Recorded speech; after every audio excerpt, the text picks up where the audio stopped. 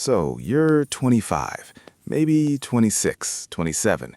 You've got a job, you pay your rent, you grab coffee every morning, maybe eat out a few times a week. And at the end of the month, there's basically nothing left. And you think, okay, I'll figure it out later. I'm still young. Look, that's exactly what 73% of people in their 20s think. And that sentence, I'll figure it out later, is the most expensive sentence you will ever say.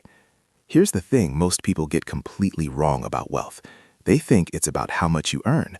But here's a shocking stat for you.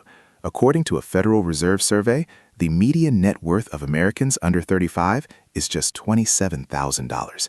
That's not savings, that's net worth, after everything. And you know what? A huge chunk of that is actually negative because of student loans and credit card debt.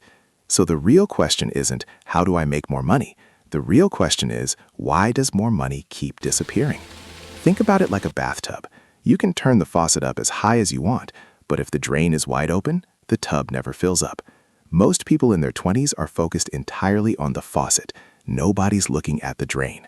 Now here is where it gets really interesting, and this is the part most finance channels skip over.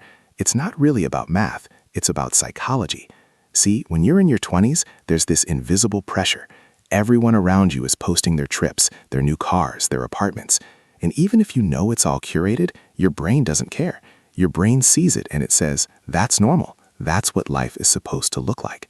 Psychologists call this social comparison bias, and studies from the University of Wisconsin show it directly impacts how much people spend, even when they know they can't afford it. So, you're not bad with money. You're not lazy. You are literally being manipulated by your own brain into spending money you don't have to impress people you don't even talk to every day. That's the real enemy here. Not your salary, not the economy, your perception of what normal looks like. Okay, so let's talk about the math, because once you flip this one thing in your head, the numbers get almost unfair. Let's say you're 24, and instead of spending an extra $400 a month on lifestyle stuff, eating out, subscriptions, impulse buys, you put that $400 into a simple index fund, something like the S&P 500, which has historically returned about 10% per year. Now you might be thinking, $400 a month, that's not going to change my life. But here's what most people don't realize. By the time you're 30, that's just 6 years, that $400 a month turns into roughly $33,000. But here's where it gets crazy.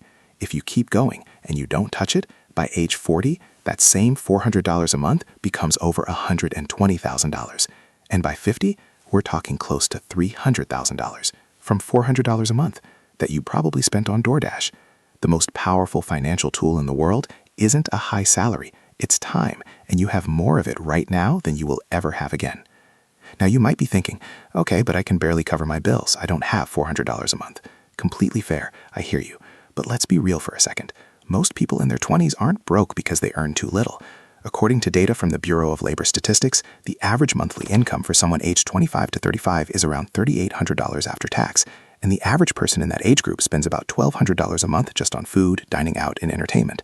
That's over 30% of your income gone before you even think about saving. So it's not that you can't invest, it's that you've never been forced to make it a priority. Nobody sat you down and said, hey, $200 a month starting today will change your life. So nobody did it, until right now. Here's what I want you to do.